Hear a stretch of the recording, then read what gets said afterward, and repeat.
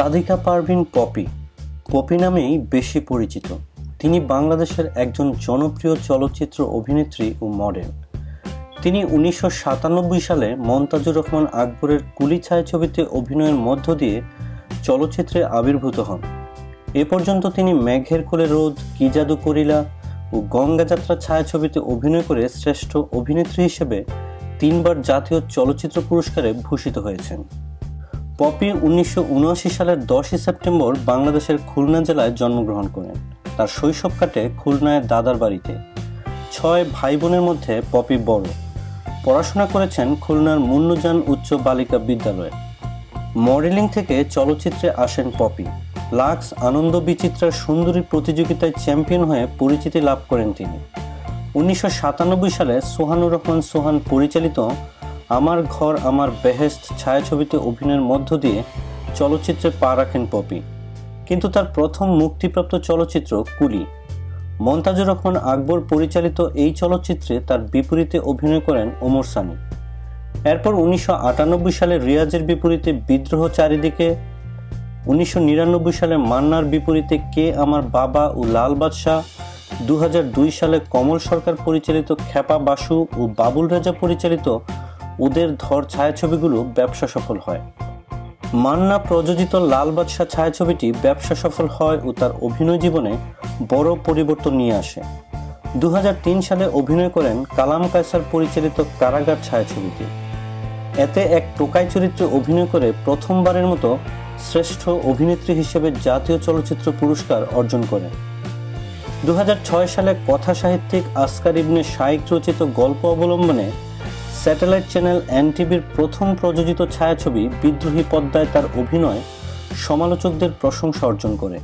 এই বছর আরও মুক্তি পায় ফেরদৌসের বিপরীতে সামিয়া জামান পরিচালিত রানীকুঠির বাকি ইতিহাস। 2008 সালে নার্গিস আক্তার পরিচালিত এইডস বিষয়ক সচেতনতামূলক ছায়াছবি মেঘের কোলে রোদ ও চন্দন চৌধুরী পরিচালিত কি জাদু করিলা চলচ্চিত্রে অভিনয় করেন।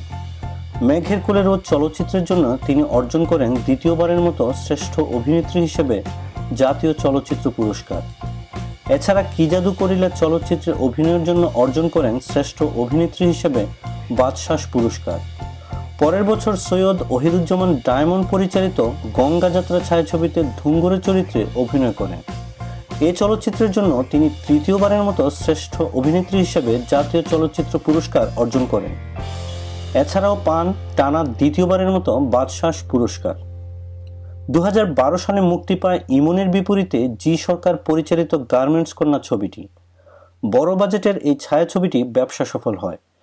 2 বছর বিরতির পর 2014 সালে মুক্তি পায় তার অভিনীত 4 অক্ষরের ভালোবাসা। এতে তার বিপরীতে অভিনয় করেছেন নীরব।